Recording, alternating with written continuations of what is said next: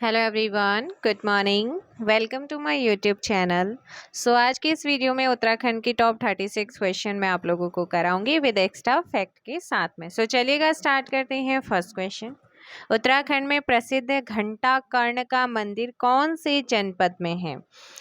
बताइएगा, उत्तराखंड में प्रसिद्ध घंटा कर्ण का मंदिर जो है वो कौन से जनपद में है?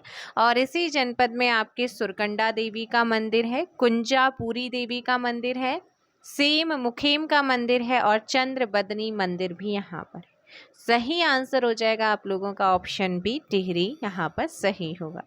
पाताल रुद्रेश्वर गुफा कहाँ पर है? जिसकी खोज 1993 में हुई। 1993 में पाताल रुद्रेश्वर गुफा की खोज होती है और ये गुफा कौन से जनपद में है? तो आप लोगों को ध्यान रखना है कि ये जो पाताल रुद्रेश्वर गुफा जिसकी खोज 1993 में हुई थी, ये है चंपावत में, हमारे छोटे से प्यारे से चंपावत डिस्ट्रिक्ट में है। उत्तराखंड में शबाली बानो किस खेल से संबंधित है? शबाली बानो का संबंध कौन से खेल से है, ये आप लोगों को बताना है। वॉलीबॉल, टेबल टेनिस, हॉकी या फिर क्रिकेट? क्वेश्चन नंबर 3 का आप लोगों को ध्यान रखना है कि उत्तराखंड में सबाली बानु जो है ये टेबल टेनिस से संबंधित है। किससे संबंधित है? टेबल टेनिस, आपको ध्यान रखना है। दरबार साहिब कौन से जनपद में है? कौन सा? दरबार साहिब। दरबार साहिब कौन से जनपद में है?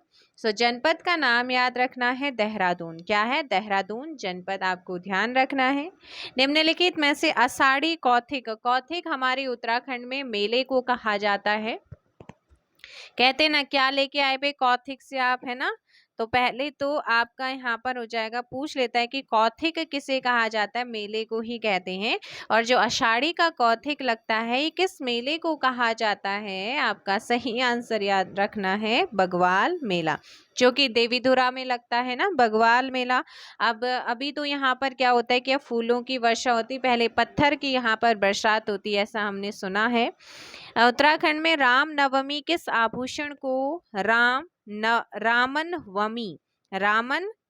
रामन वमी किस आभूषण को कहा जाता है? बताइएगा। और साथ ही मुझे ये बताइएगा कि ये कहाँ पर पहना जाता है। अब यहाँ से दो चीज आपको मिल रहे हैं, एक नया नाम, क्योंकि गलोबंद तो आपने सुना ही होगा, है ना, और देखा भी है। तो उत्तराखंड में इसी गुलबंद को क्या कहा जाता है? गुलोबंद या गुलबंद को रामन वमी भी कहा जाता है। रामन वमी जो कि गले में पहनती हैं हमारी जो विवाहित महिलाएं होती हैं उत्तराखंड के अंदर। और गुलबंद या गुलोबंद रामन वमी क्या होता है? रामन वमी, एक नया शब्द यहाँ पर सुनने को मिला है गुलबंद के बारे में। परमार वंश का चरित्रहीन राजकुमार किसे कहा जाता है? कि जो परमार वंश था ना, इस परमार वंश का चरित्रहीन राजकुमार किसे कहा जाता है? पराक्रम शाह को।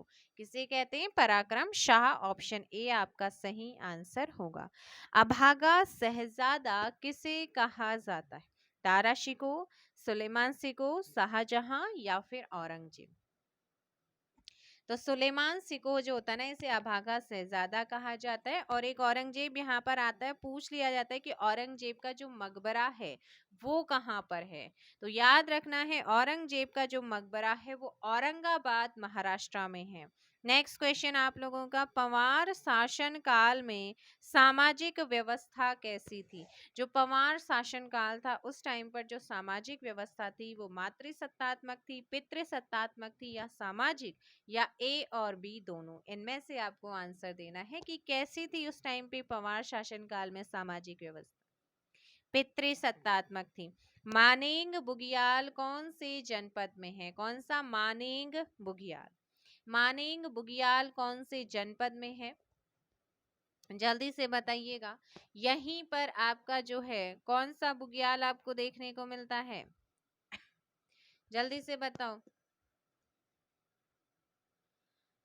ध्यान रखना है, आपका जो उत्तरकाशी है ना, मानेंग बुग्याल कहाँ पर है? उत्तरकाशी में है। नेक्स्ट क्वेश्चन है, केदारजीव किसे कहते हैं? केदारजीव के नाम से किसे जाना जाता है? ये आपका क्वेश्चन।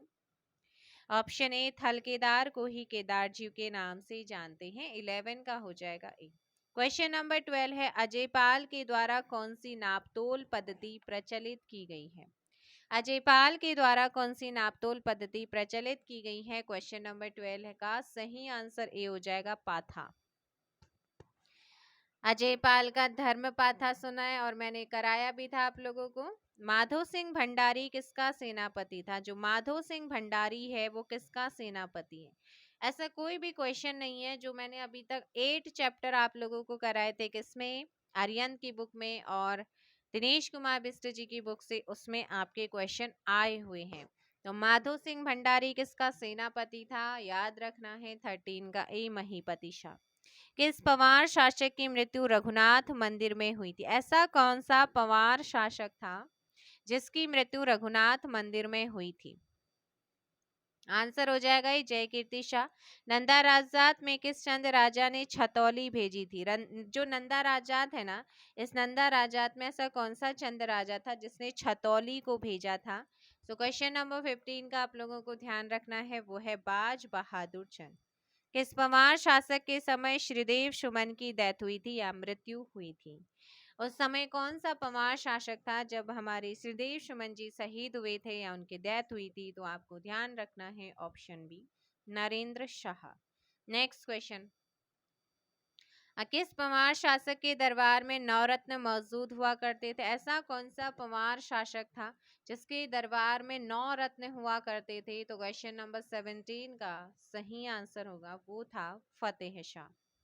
चंद वंश का प्रथम शासक जो दिल्ली सल्तनत के सुल्तान फिरोज शाह तुगलक के दरबार में भेंट अर्पित करने गया था, और इसके बारे में मैंने आपको बताया भी है, बहुत ज्यादा फैक्ट बताए थे। अरियंत वाले वीडियो को देखिएगा, जरूर देखना है। अगर आप उत्तराखंड की तैयारी करें उस लेक्चर को जरूर देखिए। एक्स्ट्रा फैक्ट्स के साथ मैंने हिस्ट्री को कवर करा है। तो क्वेश्चन नंबर 18 का यहाँ पर सही आंसर भी ज्ञानचंद आपका सही आंसर होगा। केदारनाथ आपदा की सच्ची कहानियां पुस्तक के राइटर कौन है? जो केदारनाथ आपदा है इसकी सच्ची कहानियां नाम की पुस्तक है और इसके लेखक का नाम आपको बताना है। सो याद रखना है केंद्रीय मंत्री रमेश पोखरियाल निशंक जो हैं केदारनाथ आपदा की सच्ची कहानी पुस्तक के राइटर हैं, ऑप्शन ए। जलेश्वर मंदिर कहाँ पर है? कौन सा जलेश्वर मंदिर? सो ध्यान रखना है आप लोगों का, जो जलेश्वर मंदिर है ये है कर्णप्रयाग में। कहाँ पर है? कर्णप्रयाग में। और आप मुझे बताओ जो कर्णप्रयाग है ये कहाँ पर है? चमोली में है। और कौन सी नदियों के संगम पर है? जल्दी से कमेंट करके बता। खतड़ुआ त्योहार संबंधित, अब खतड़ुआ जो है कुमाऊं में मनाया जाएगा, और मैंने ये भी बताया था कि खतड़ुआ क्यों मनाते हैं, भाई जाकर के देखो अगर नहीं देखा है खतड़ुआ क्यों मनाते हैं वो भी मैंने बताया है। तो खतड़ुआ त्योहार संबंधित है कि हाँ किस चीज से? आपका 21 का सही आंसर है पशुओं से संबंधित है। नेक्स्ट क्वेश्चन, बिखौती के नाम से जाना जाने वाला त्योहार कौन सा है? बिखौती के नाम से जाना जाने वाला जो त्योहार है वो कौन सा है? तो आज का सही आंसर हो जाएगा ए बैसाखी। कवि चित्रकार मौलाराम आपसे पूछता है कि मौलाराम कौन थे, इनका संबंध किस क्षेत्र से था? तो चित्रकला से था, है ना।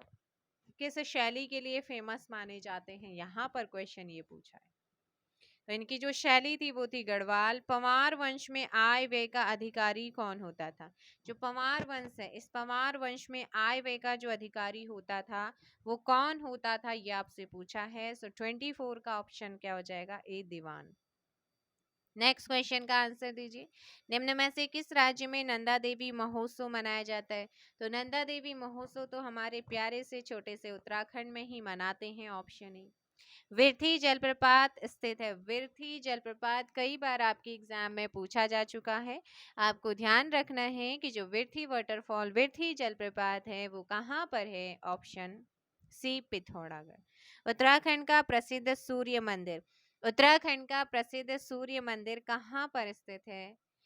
तो आप लोगों को ध्यान रखना है प्रसिद्ध सूर्य मंदिर जो है वो है भाई अल्मोड़ा का कटारमल मंदिर।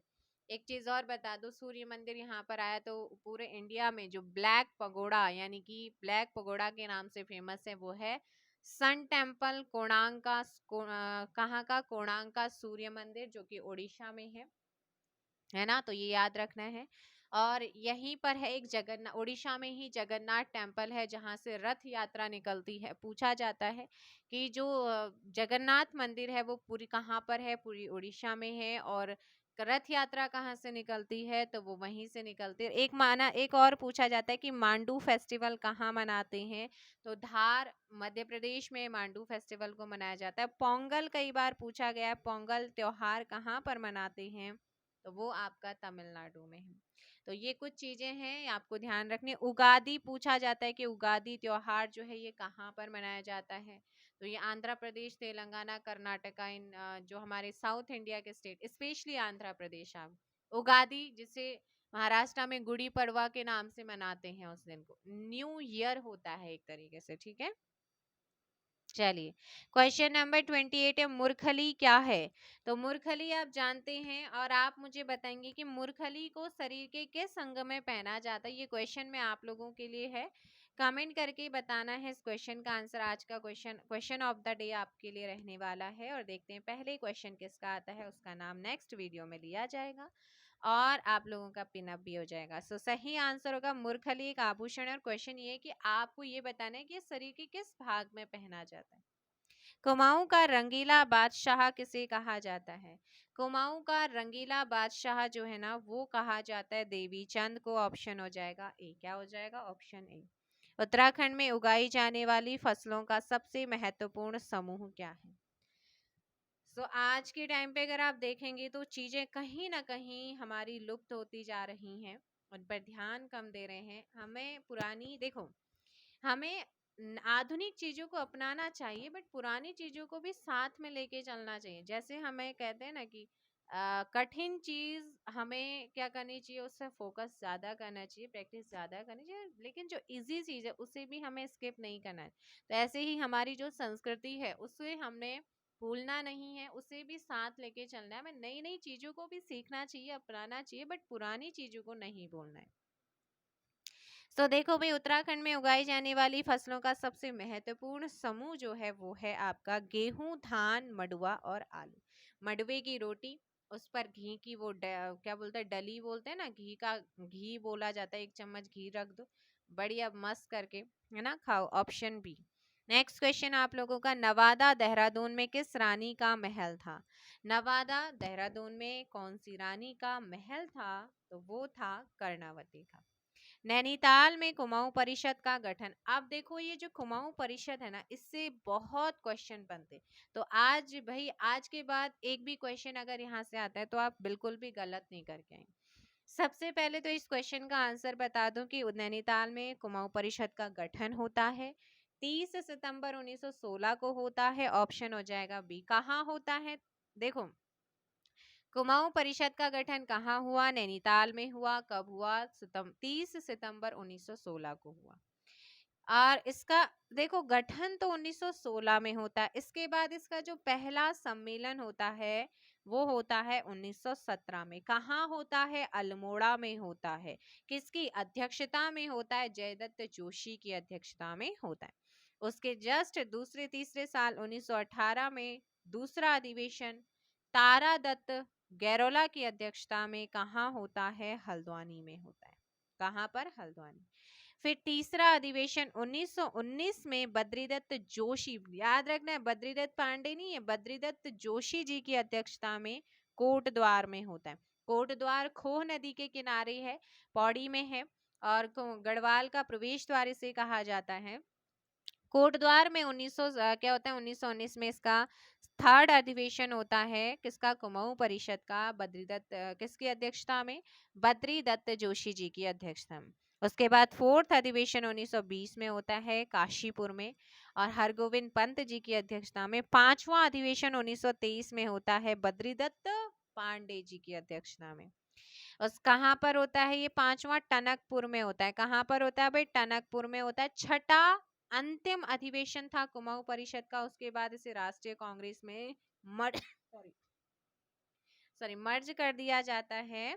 और लास्ट था 1926 में, गनिया धौली नाम का एक स्थान है, मुकुंदी लाल, बैरिस्टर मुकुंदी लाल की अध्यक्षता में क्या होता है, इसका सम्मेलन होता है। और 1926 में ही इसको मर्ज कर दिया जाता है राष्ट्रीय कांग्रेस में, इसका विलय हो जाता है। और इस अधिवेशन में गढ़वाल में एकमात्र ऐसा कुमाऊं परिषद का एकमात्र कौन सा अधिवेशन था जो कि कोटद्वार में हुआ था? तो आपको याद रखना है वो था तीसरा अधिवेशन, बद्रीदत्त जोशी जी की अध्यक्षता में हुआ था, कोटद्वार में 1919 में हुआ। तो एकमात्र कुमाऊं परिषद का अधिवेशन जो कि गढ़वाल कोटद्वार में हुआ था। अब बात करते हैं अल्मोड़ा में कांग्रेस की स्थापना। अल्मोड़ा में देखो, अल्मोड़ा में कांग्रेस की स्थापना होती है लाला लाजपत राय के सहयोग से, योगदान से। कब होती है? 1912 में। आंसर क्या हो जाएगा? 33 का डी आपका यहाँ पर बिल्कुल करेक्ट आंसर होगा। कुमाऊं का पहला कमिश्नर कौन था? हमारे प्यारे से कुमाऊं का जो पहला कमिश्नर था वो कौन था? तो आपको ध्यान रखना है वो है ई गार्डनर। कौन है? ई गार्डनर हमारे कुमाऊं का पहला कमिश्नर बना था। कुमाऊं का पौराणिक नाम क्या है? हमारे कुमाऊं का पौराणिक नाम आपसे पूछा है तो आपको याद रखना है, मानस खंड है कुमाऊं का और केदार खंड है गढ़वाल का। मल्ल राजा कुमाऊं को किस नाम से पुकारते थे? मल्ल राजा जो थे वो कुमाऊं को किस नाम से पुकारा करते थे? तो वो पर्वत डोटी के नाम से हमारे कुमाऊं को पुकारते थे। कौन? मल्ल राजा।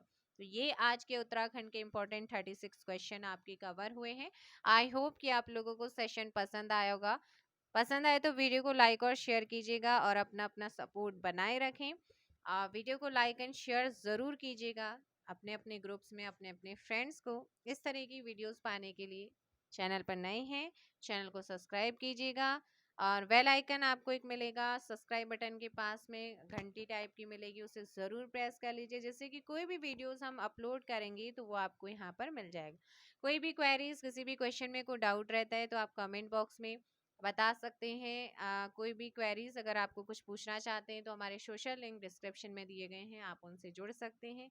वहाँ से आपकी क्वेरीज सॉल्व हो जाएंगी, जो भी क्वेरीज आप लोगों की रहेगी, है ना। तो आप लोगों का कोई सजेशन रहे, अगर हमें आपका सजेशन अच्छा रहेगा लगेगा तो हम उसे बिल्कुल यहाँ पर अप्लाई करने की कोशिश करेंगे।